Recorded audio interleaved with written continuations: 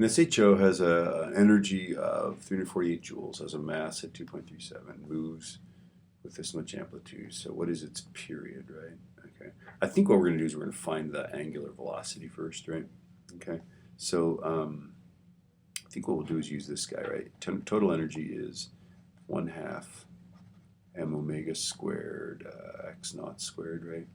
And they're telling us total energy, that's this. M we know, that's this guy, right? Omega we don't know, right? So we'll find that, and then of course this is our x, right? Okay. So the mass is going to equal what? Twice the total energy divided by omega squared divided by, oh wait, no. We don't want to solve for mass. What are we doing? We want to solve for omega, right? Okay. So omega squared is going to be twice the total energy, right? Divided by mass divided by x naught squared. Is that right? Yeah, multiply by 2, yes. Divide by m, yes. Divide by x naught squared, right? So, okay, so twice 348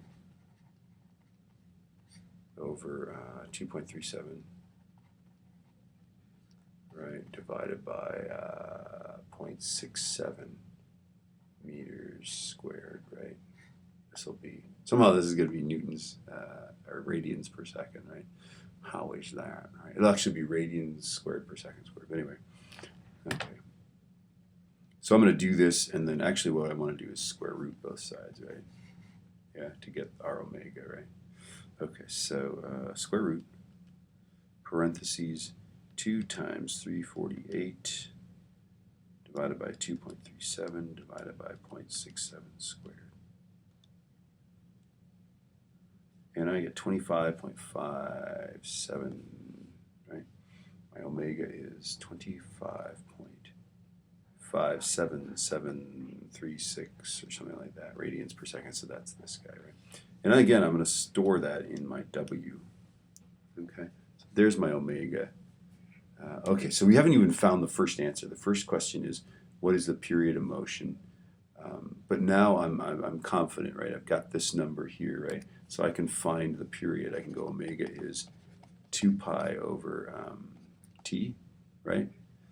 Okay, and then I just figured out that that's what it is, right? So I can then say t is just 2 pi over omega, right? So that's 2 pi over 25.57736, right? Okay, so 2 times pi divided by alpha w is what I did, right? And I get 0.24565 seconds, right? So I guess if we rounded it there, it'd be 0.246 seconds. Yay? Okay, let's see. What is its maximum speed? Okay, so maximum speed, again, I'm going to do the whole same old thing, right? V is plus or minus omega square root of x naught squared minus x squared, right? And then V naught will, of course, be, we put in 0 for that, right? So it's omega x naught, right, is V naught. Okay. So what's its maximum speed is going to be omega, which is this guy, right, the 25.57736. Right, and then we have our amplitude is 0.67, right? Okay. So I'm going to go alpha w times 0.67. So I type in 25.57736 times 0.67, right? And I get 17.14 meters per second. Okay. What is its speed when it's 0.45 meters from equilibrium? Well, I guess I'll just use this guy, right? Omega plus or minus omega x naught squared minus x squared. Remember, that's amplitude, that's where you are, right? So that's going to be 25 times the square root of 0.67, that's our amplitude, right? minus 0.45.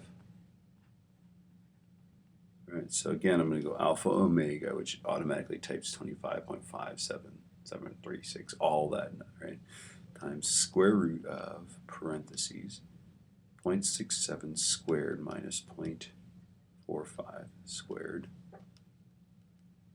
And I get 12.696 meters per second, right? 12.7 is close enough, right? Okay, what is a possible equation for position versus time? Well, x is x naught, right? Sine omega t. I'm just going to stick with sine, that it starts in the middle, goes up, then down, then up, right? Okay, so x naught is 0.67, right? That's our amplitude.